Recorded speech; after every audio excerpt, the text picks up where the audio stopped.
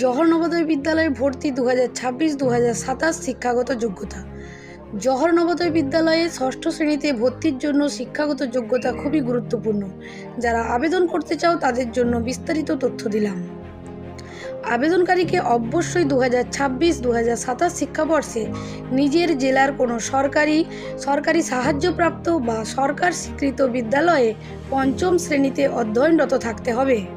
এছাড়াও প্রার্থীকে তৃতীয়, চতুর্থ ও পঞ্চম শ্রেণী ধারাবাহিকভাবে একই ধরনের স্বীকৃত বিদ্যালয়ে পড়াশুনো করতে হবে।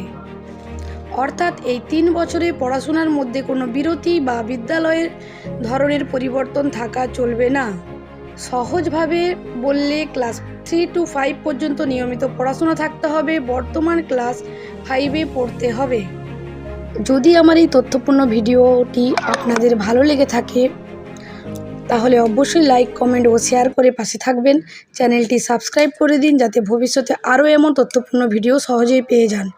আরও কিছু জানতে চাইলে অবশ্যই কমেন্টে জানাবেন। আপনাদের মতামতই আমার অনুপ্রেরণা। ভালো থাকবেন, সুস্থ থাকবেন।